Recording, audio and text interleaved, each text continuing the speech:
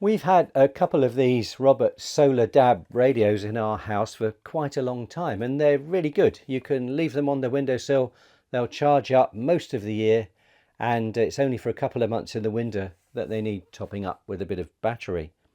I find them really useful and great to use. So anyway, both of them though have developed noisy volume control, and that's something I'd like to fix. But I was really puzzled for a long time as to how to get this thing apart. You can take the battery out with the battery cover, and then you can't pull the knobs off, you can't push anything else. I've tried pry tools, I tried everything, and I was just really stumped until recently when I decided to have a really serious go, and this is what I discovered about taking apart a Robert's radio. So how did I get the radio apart? What I realized in the end was that these end caps have to come off, and this is what they look like when they're off.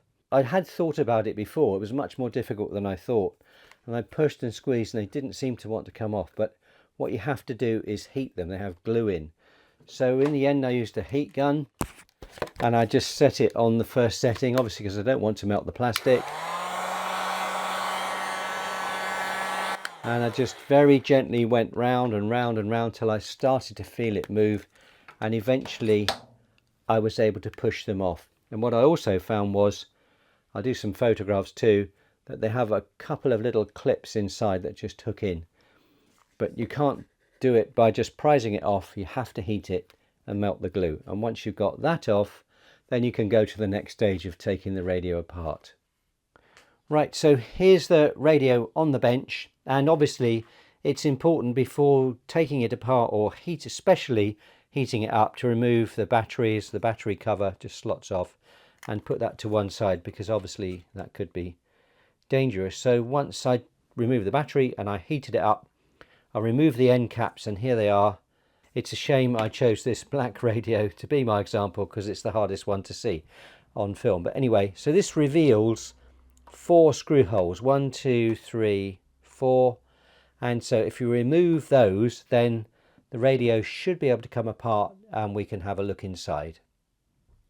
Okay, so I've finished removing the 4 screws, and I'm going to take the cover off, and what I've discovered is, which may help you if you're doing this for the first time, is that there's a circuit board here, and that is fixed in place on the bottom of the radio. So as you remove it, and there are a couple of clips, it's the back that comes off, and sometimes this circuit board will lift out with it and you risk pulling the ribbon cable here and the speaker connection. So you need to get this top bit off, and then you can access the internals of the radio. And if you take that out, there's the circuit board, and the knobs and switches are on this board here, which presumably can be removed as well. So let's come back to that in a moment. The next step to dismantle the radio is to remove this board which has the controls on, and I had a look at the ribbon cable and it's very difficult to remove, so I've decided to leave that alone for the moment, and I'm just going to swing it out the way, and you can see that there's a bracket here with 3 screws in it that's holding the circuit board down, and then there are 2 more screws, one on the side of the speaker and one in the top right hand corner. So I'm going to remove those now, and then I'll lift out the control panel and we'll take a look and see if I can fix the volume control. Okay, so I lifted everything out, and then from this board I removed these 2 connectors. The solar panel goes at the front here and the speaker goes here. As I say, I was a bit concerned about the ribbon cable, so I've left that for the minute. And then this whole board lifts out. You can remove the knobs. The tuning dial is a rotary encoder, so there's not much I can do with that, but the volume control is a potentiometer. So what I'm going to do is grab some paper and I'm going to spray it with some contact cleaner and let that soak for a while, flush it out and clean it, and then I'll reassemble the radio and hopefully everything will work.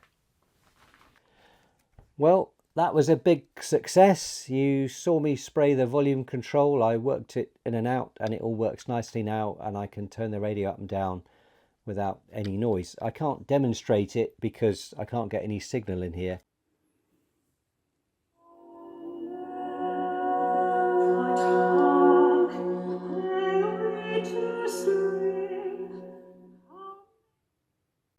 But I have turned it on with the battery connected loosely, and you'll see the screen is lighting up and everything's working. And of course, if you wanted to do more work on this circuit board, all you'd have to do is just desolder the antenna connection, and then everything would lift out. So I really enjoyed this. I love fixing things. It's nice to have it working properly. I've got one more to do, which should be very straightforward now I've done this one. And I hope you enjoyed it too. And if you were puzzled about opening your Solar DAB radio as I was, I hope this has been some help to you. And I'll be back soon with more videos about amateur radio, electronics, and other aspects of technology. Thanks for watching.